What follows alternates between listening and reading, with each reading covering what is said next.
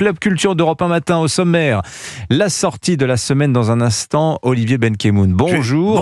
Bonjour à tous. Où va-t-on ce matin ? À Angoulême, où il y a une magnifique exposition consacrée à une superstar américaine, et même plus qu'une superstar, une icône du patriotisme américain, Superman. Allez, à tout de suite. Mais d'abord, le livre du jour. Bonjour Nicolas Caro. Bonjour Dimitri. Alors, le jeudi, vous choisissez toujours un format poche. Et c'est un roman qui fait un peu peur, vous avez choisi. Imaginez un monde où tout est transparent. Pas symboliquement, tout est réellement transparent.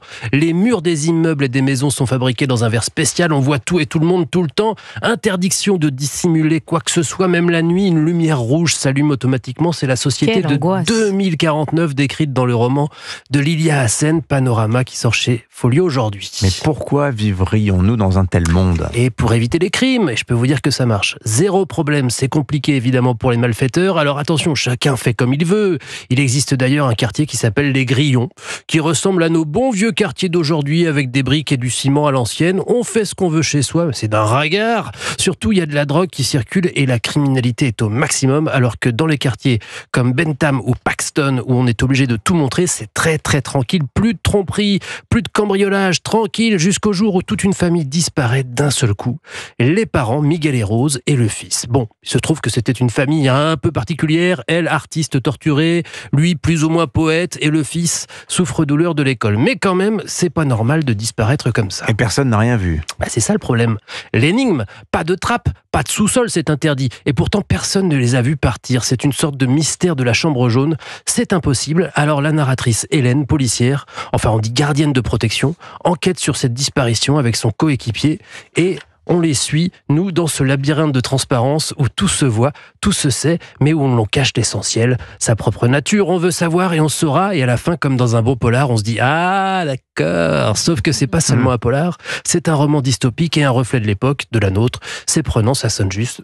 C'est très bien fait. Voilà, Panorama, donc de Lilia Hassen. C'est un des livres qui vous a marqué l'an dernier, celui-là. Oui. C'est paru chez Folio. Merci beaucoup, Nicolas Caro. On part donc maintenant à Angoulême, où se déroulait, parce qu'il s'est terminé. On en a parlé avec Sébastien Bordenave cette semaine. Le festival de la BD d'Angoulême est terminé. Les expos, en revanche, demeurent. Et vous nous faites découvrir celle qui est consacrée, Olivier Benkemoun, à Superman.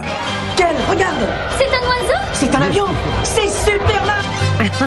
Superman, 87 ans. C'est le premier super-héros de l'histoire, publié pour la première fois en 1939 en France, 38 aux États-Unis, 39 dans le journal de Spirou. Dans cette exposition, il y a des planches originales très anciennes.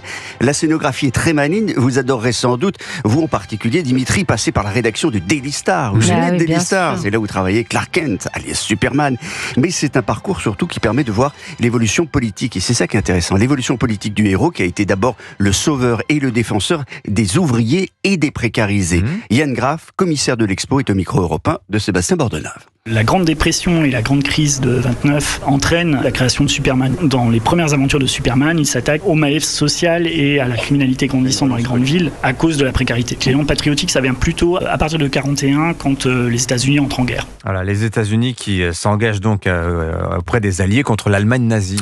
Alors là, Superman, avec sa cape rouge et son costume, va prendre les couleurs des bons du trésor américain. Il va carrément devenir un objet de propagande pour soutenir l'effort de guerre. Il faut dire aussi que ces deux auteurs sont des fils d'immigrés juifs, mais Superman aura d'autres combats. Les vilains japonais, les vilains soviétiques, les Popov. Puis son patriotisme va un peu se délier parce que les menaces vont s'effacer petit à petit. Donc ses ennemis vont venir d'ailleurs et de l'espace. Il suit un peu la même progression que les Américains par rapport à leur société. C'est-à-dire c'est plus facile d'être patriote durant la Seconde Guerre mondiale que durant les années du Watergate, par exemple, ou que dans les années de George Bush. Ça reflète l'opinion publique et puis la façon dont l'Amérique se regarde au gré des décennies.